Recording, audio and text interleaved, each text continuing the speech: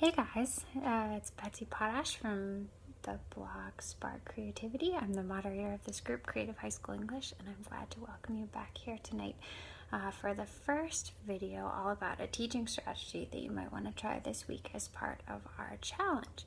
The challenge, if you weren't here last night, is to try a new teaching strategy that you've never done before and capture some of the enthusiasm and excitement in rolling out something fresh and new that you probably felt every single day as a brand new teacher.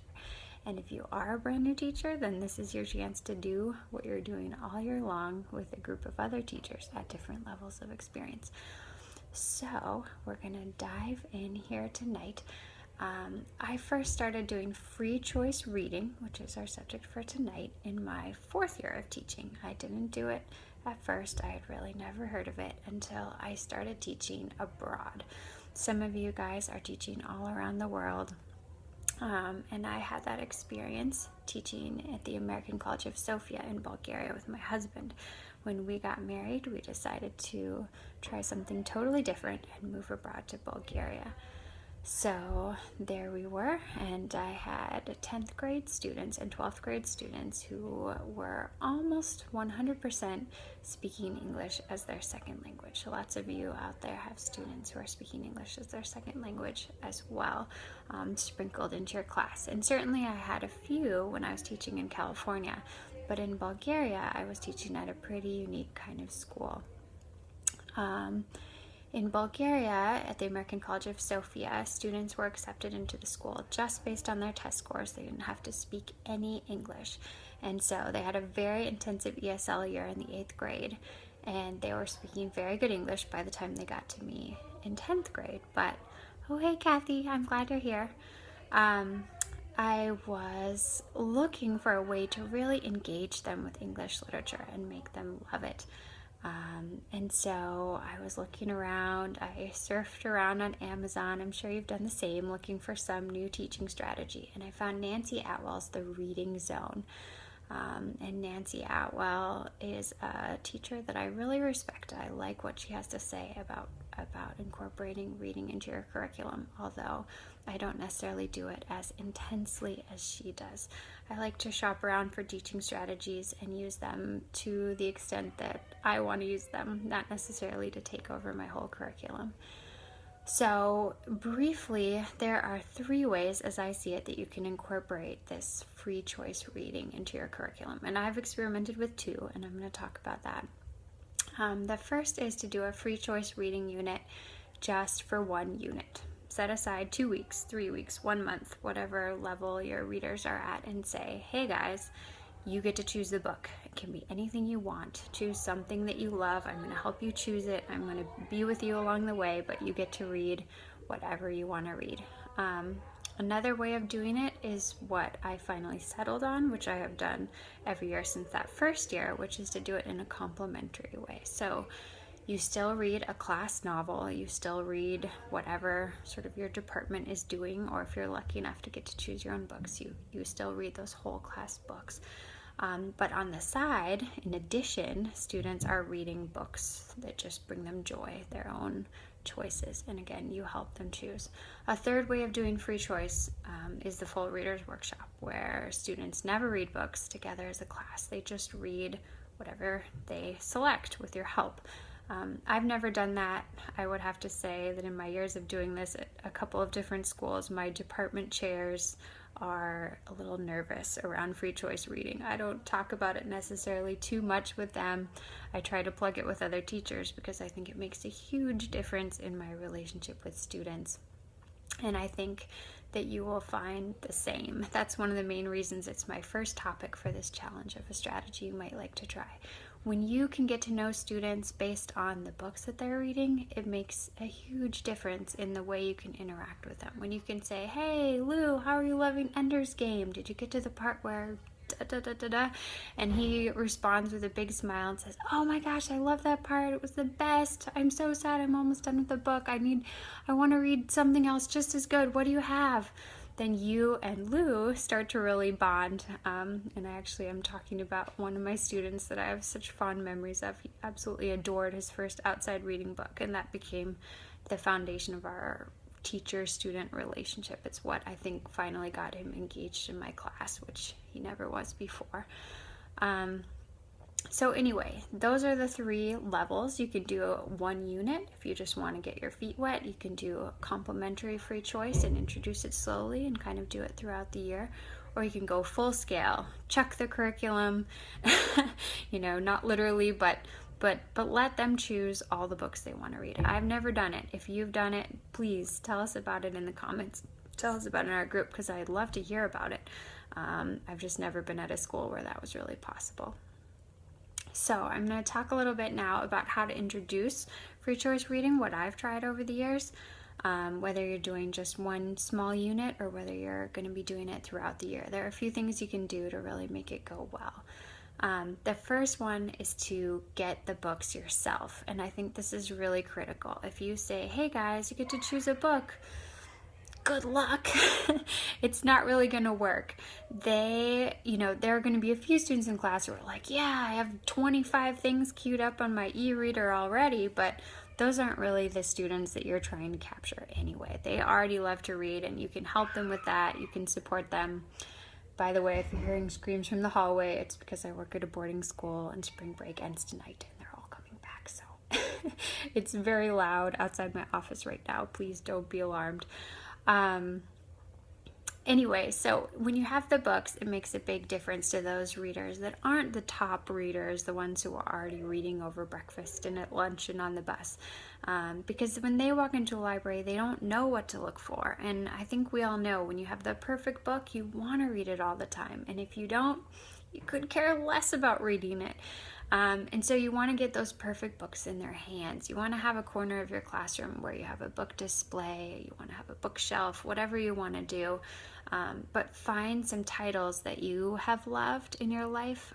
I also am going to give you some help with this. I'm going to put in the comments as soon as we finish this video. I have a blog post this year that's all about the favorite titles for my students, about 50 titles that they have loved over the years. And so if you're looking for a place to start, you could browse those titles and see what you could pick up from your local library or at Goodwill or Powell's or wherever you want to find your books. I'm also going to post 2 links to the blogs that my students have run over the years. They're reading review blogs. And on those blogs, you're going to find tons of books that they have reviewed. And hopefully that will also get you started on your journey. The other thing I want to say as you're starting to introduce free choice reading is that having the books is a great step, but it's not enough. And this comes out of the Nancy Atwell book that I sort of originally based my program on or was inspired by. You want to do book talks. So book talks can be so short. You walk in, you say, hey guys, I want to give you a little taster of some of the books I have. And you pick up one of your books, you just kind of walk by and you say, hey, so I have Anne Green Gables here today, and I want to tell you guys that it was my favorite book when I was little. I absolutely love Anne. She's an orphan. She lives on Prince Edward Island in Canada. She's adopted by these 2 farmers that don't understand her at all, but she's so great, and they're so great that they find a way to figure it out. She falls in love. She becomes a writer. She's just an incredible person. I've probably read this book 11 times and I think you should read it too. And that's really all you need to do. You can just set the book back down. Chances are 2 or 3 of your students now are thinking, gosh, I want to read that book. Chances are a lot of them are thinking, ooh, that sounds terrible. I don't want to read that at all, which is why then you want to kind of move along the line and say, all right, so the next book is Divergent. For those of you who are loving dystopian novels this year and you like to read about societies that are changing and that are struggling and trying to figure things out, you might really like to read the story of Divergent, when a society is trying to figure out what will work, and one character is challenged by not fitting into that society and will eventually help to destroy it. And then you say, anybody want it? And you pass it out to a student, or you just set it back down on the shelf and you let them come and get it later. Doing those book talks is hugely helpful. You can let students do it too. You can say, do any of you want to bring in one of your favorite books to talk about? You can bring in guests. I'm going to talk about that a little more later. But doing some pitches makes a huge difference to students. All right, next thing. So you get your books, you pitch your books. You want to do some of your initial reading, and for me, really reading throughout the year in class. And here's why that's so important. It's hard to give away class time, I know that, but think of a time when you're maybe not very productive anyway. Maybe it's 20 minutes at the end of vocab quiz day, or maybe it's 20 minutes every Friday afternoon. But having a little bit of time in class that students can look forward to and say, we're going to do this every week. You need to bring your book. It's really important. If you don't have your book, you can just read a book from the shelf, but it would be best to have your own. The reason that's so critical is that you can check in with students during that time. At first, I usually just sit and read my own book while they read their books. And then I come over, especially to the students that I see kind of going, right, and not really focusing on their book. When I see that they don't like their book, which is what that kind of body language tells me, then I just walk over and I say, hey, I notice, you don't seem very interested in your book. Would you like me to help you choose something else? And they usually say, yeah, it's just really boring. And so I say, okay, well, tell me about your favorite book, or what's the last book you read that you really liked? And after I do that, it's a lot easier for me to find something that they'll love. And I want to address a concern here that teachers bring up time and again. And when I presented on this at the California Association of Teachers of English, this was a really critical concern. And so I want to bring it up now. Don't be afraid if the students gravitate at the beginning toward books like Harry Potter, The Hunger Games, anything like that. Basically, any book that you've always thought of as beach fluff. Honestly, over the years, I have learned there is no problem with that. They will either exhaust the supply of those books, they'll read the whole Harry Potter series in the first month of your program because they'll love it so much, and they'll become more avid readers, and their vocabulary will improve, and they'll fall in love with sort of the feel of a book in their hands before bed. So they'll just kind of burn through it, or they'll get a little sick of it and wish for something else, or they'll see that their friends are reading other books and they'll gradually start to try other things. And I mean, honestly, as an adult, I still reread Harry Potter for fun, and I bet you do too. And there's nothing wrong with that, and I don't think there's any problem with having a place for it in our schools. The main thing in my mind, and I hope you'll embrace this concept too, is to help your students fall in love with reading. If they fall in love with reading, they are going to read so many books in their lives, and they're going to think back, and they're going to think, it all started in that English class where I got to read books that I really loved, and it helped me understand other books too, and it helped me want to read other books. And that's been a foundational principle of my life, reading. And gosh, as English teachers, what more could we possibly want, right? So don't be afraid. Don't make your students feel bad if they're bored with their book and you say, what was the last book you loved? And they say, well, I haven't really liked anything since I read Harry Potter, or I haven't really liked anything since I read the Chronicles of Narnia or whatever. Just go ahead and give them the next good fantasy. Give them the next good sci-fi. There's no problem with that. I've seen students take the walk from, very light, enjoyable fiction to very serious, very amazing fiction. And it happens over time, and there's nothing wrong with that. If we try to get all of our students reading really intense books right away, it's not going to work.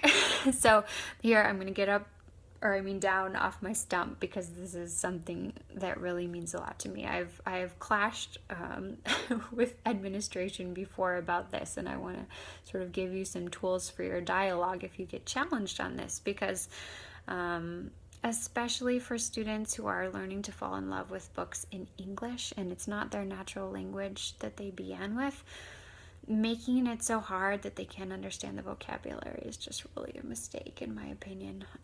Let them start where they want to start, and they'll get where they're going. All right, so I'm going to get back on track here. We were talking about the fact that it's good to have time to read in class. So you get your books, you do book talks, you give the students time to read in class. The last component in sort of getting this all introduced is that you create some kind of an assignment that works for you. What I do now, and I would recommend it, it's always worked really well, is that I have students write book reviews. It's nothing like an analytical paper. It's nothing like a summary. It's a book review. So we look at some book reviews in the New York Times, and I say, write this as if you're talking to another student. Are they going to like the book? What are they going to like about it? Which characters did you like? Which characters didn't you like? What do you like about the style? What don't you like about the style? Don't give away the end, but tell me all about it in about a page. And I have them do that every term for all the books that they read. My assignment at this point is a standing assignment every term. It's differentiated. I say you can shoot for the level you want. You can read between 400 and 500 pages if you want to get an A, and I need reviews for all those books. If you read one 500-page book, I need one review. If you read 4 100-page books, I need 4 reviews. Or I say you can shoot between 300 and 400 pages in books, and then you can get a B. And honestly, almost everybody goes for an A. It's not very hard for them to read between 400 and 500 pages of books that they choose in a whole term, especially with some time in class and a lot of guidance for me on what would be a good book for them. But you can do whatever assignment you want. Maybe you want to just do book talks at the end of the quarter so everybody can get back with the class and talk about what they read and say why they liked it or didn't like it. And that gives you a lot of fuel for the next term when it comes time for students to choose books. Another option is to do an outside reading book festival. And I'm going to talk about that a little bit in the next section. So let's move right into that. The next section.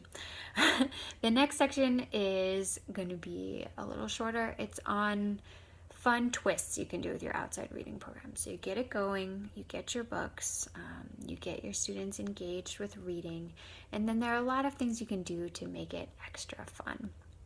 So here are some of those things. One thing I have loved doing is reading competitions, and people are up and down about this. They get bad press, they get good press. But if you look at our society, there's a lot of competition built in, and there's a lot of rewards built into our society. And I think saying that giving somebody a reward for doing something takes away their inherent love for doing it, I don't know. I don't buy it. We give Olympic athletes gold medals. We give CEOs giant salaries. Why can't we give kids who work super hard in a reading competition a candy bar or a get out of homework free card or whatever? In my experience, the competition really takes on a joy of its own, and it's not just about the result. I'll give you an example. One year I did a reading competition between my classes, and this is a fun thing to do. Obviously, you have to figure out the math. You have to take an average of the number of pages that your students read in each class, because if you have one class of 30 and one class of 26, it's not going to be fair, and believe me, they will point that out. But I did a competition between my 2 10th grade classes, and it was just for a month. It was in May in the spring, and the prize was to have a picnic outside at the end of the competition if they won. So one class was going to win. I was going to bake them special dessert. I was going to let them bring the food, and we were going to have this picnic instead of having class at the end of May. And I think total between my 2 classes over that month, with absolutely no grade involved whatsoever, they read like 10,000 pages just to win a picnic. Which I say is so great. We had so much fun on our picnic, and giving up 45 minutes of instructional time to have this great bonding experience and to see them read 10,000 pages for joy, it just made my day. So if you have naysaying administrators, get ready to talk their ears off about how much your students are going to improve over the years if they read all these books for fun. They're going to improve their vocabulary, their writing, they're going to be better in other classes because they're better readers. You just can't argue against it. So anyway, you can do a competition, you can do class to class, you can do individual, you can say whoever reads the most over Christmas break is gonna get to go for ice cream with me. I've done that. That was really fun. Whatever. Throw a little competition in there. It's really fun. Another thing you can do is a challenge. You can say, hey guys, I just picked up some copies of The Maze Runner at the library and I read it and I loved it and I think you're gonna love it too and I want you to read it this weekend. And if you can read it this weekend, I am going to have a special lunch in my classroom and everybody who read it can come and you'll get a get out of homework free card and we're gonna have cookies or donuts or whatever, and see, do your students respond to that? Will they read The Maze Runner and then realize that they love dystopian fiction, or realize that they love James Dashner and get excited about your reading program? So that's an idea. You can do a challenge. Another thing I told you I was going to mention here is the Outside Reading Festival. I had so much fun with this with my Bulgarian students, and the way we did it was we used it when we did a unit where everybody chose their own book to read. So it wasn't part of my complimentary program that I do now. This is if you want to choose the sort of dip your feet in, just try free choice reading. So you do one unit for 2 or 3 weeks where everybody chooses their own book and you kind of focus on things in class like writing, grammar, vocabulary, since you can't have large group discussions of the novels. But you can also spend time in class working on book projects for the Outside Reading Festival, which is what we did. And basically give students a bunch of options, creative ways they could present their book back to the class. But what we did, we didn't just present it back to the class, we also presented it to, oh, there goes screaming in the hall. The students are very excited to be back to our boarding school. I guess that's good. So anyway, they had so much fun creating the projects, and I think part of it was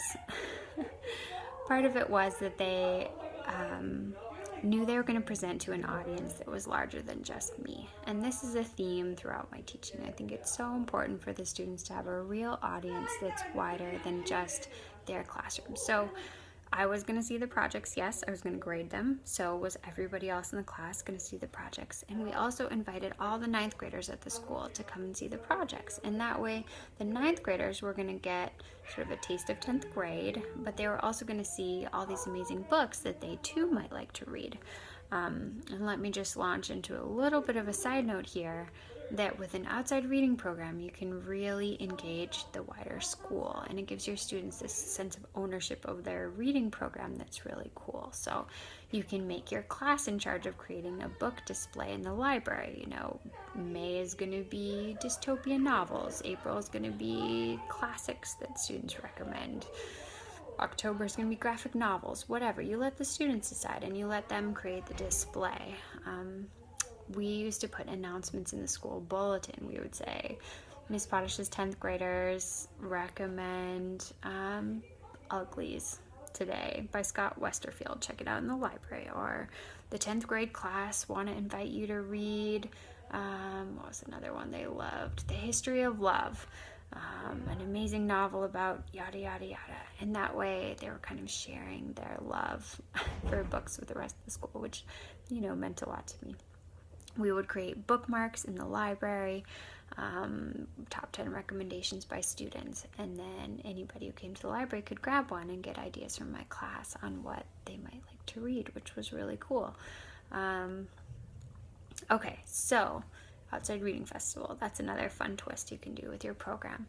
Another thing I want to suggest is doing book recommendation posters, and this is important just to have up, fun and important just to have up near your reading display shelf, but also you can put them up all over the school, and it's good PR for you as a teacher. It's good for your students to see they're engaging the wider school, and it's really nice for other students to get ideas on what to read. So I used to make these using the Big Huge Labs motivational poster tool. It's really easy, and I'm going to link that tool below this video so you can check it out. All you have to do is get your students and colleagues to just hold up a book that they love, grab The Outsiders, and then they go, and you take their picture and you drop it into this little motivational poster tool, and you write something like, Jackie Johnson loves The Outsiders because, and you get her to give you 10 words about it. and you print it out, and there you go. You've got a poster just like those ones that show Barack Obama and Snoopy with their favorite books that are up in public libraries. And it's really fun to have a series in your own school about great books and great readers. So I suggest making reading posters. To go along with that, what I used to do is invite colleagues into my classroom to pitch a book. So I would say, hey, fabulous art teacher friend, do you want to come in and talk about a book that you love, so students can see that artists love books? Hey, fabulous administrator that my students don't really know, but who's a really cool person, do you want to come in and talk about a book that you love, so that students can see that, you know, part of your journey to where you are was reading great books? And by and large, they would say yes, and they would come in for 5 minutes and talk about their book, and I would take their picture with it and make a poster. And it was always really fun. So that's another way to kind of engage the wider community and give your students more reader role models. Last but not least, fun twist, is to make a reading review blog.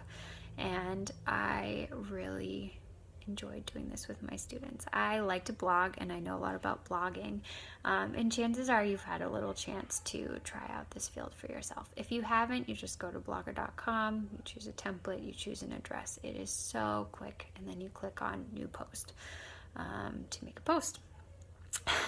And what I would do is every once in a while I would pass out index cards in class, and I would say, hey guys, write a paragraph review about a book that you've recently read.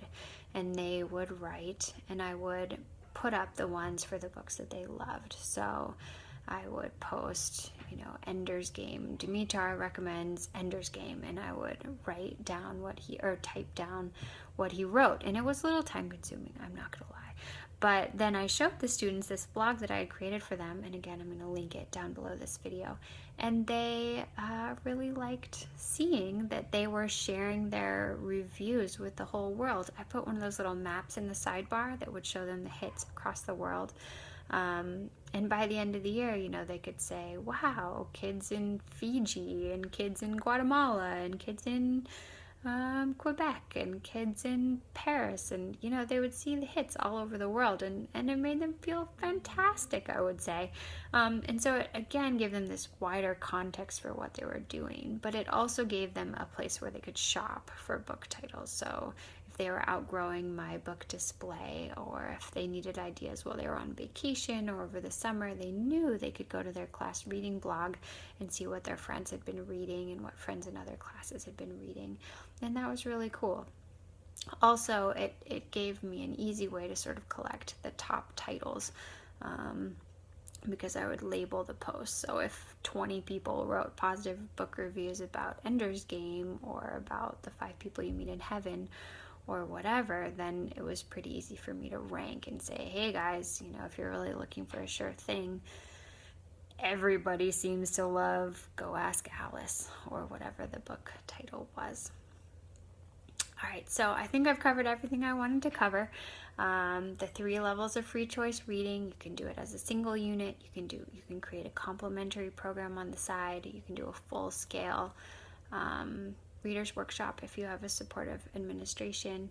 You know, a lot of administrations will be very supportive of this kind of thing. I have happened to hit some that thought, you know, the Inferno and the Odyssey were really what mattered for students, and they didn't seem to understand what I was saying, that my students who didn't speak English at a full level quite yet really weren't enjoying Dante's Inferno.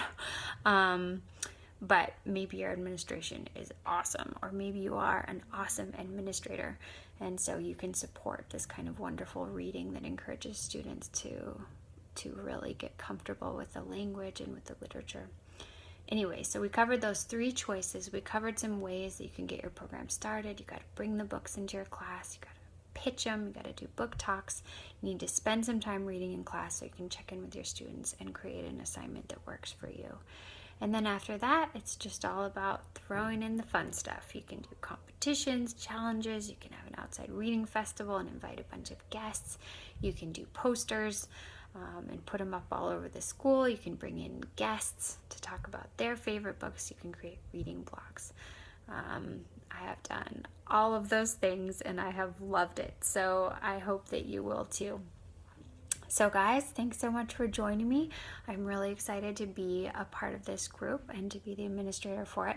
I dream of it becoming the sort of ideal virtual teacher's lounge where you can talk about what you wish you could talk about with your teacher colleagues at school that are often too busy or too stressed or, trying to unjam the photocopy machine when you run into them there. This is a place where you can bring your ideas, you can bring your questions, and I really hope that you will do that. I'm in here reading every day just about and hoping to be helpful in answering questions and throwing out sort of icebreakers so that we can all share what's going on in our classroom. Please do invite your friends to be a part of this group. Invite the teachers that you know around the world that you've worked with or that you're working with now that you think could be a wonderful part of this virtual community. Also, I want to recommend that you join tomorrow, 8:30 tomorrow night. I'll be talking about Harkness discussions, which is a wonderful, wonderful, wonderful tool, not only for discussion, but for really teaching your students about group dynamics, which is super important to me because I think it's something we don't usually teach, and that's sad. Because when I was a kid, I hated group work and it was just a disaster for me. And I so wish that some teacher had stopped and said, look, here's how you can do it so that you don't have to hate it. And so I try to do that now. And I think Harkness is a critical tool for helping students stop and listen to each other and learn what richness comes from having a variety of voices in the classroom and not just those of 2 or 3 dominating students. So I hope to see you here tomorrow night at 8:30. I know a lot of you may be busy at this time and you're catching the replay. That's great. I hope you'll comment. I hope you'll tell me your thoughts. I also hope that since this is all part of our challenge for the group this week, if you try some of these strategies, take a picture of what's going on in your class or just drop in and post a comment. Tell us how it's going. Ask some questions. I just can't wait to see what's going on in your classrooms all over the world. It's so great. So thanks so much for being here, guys. Good night.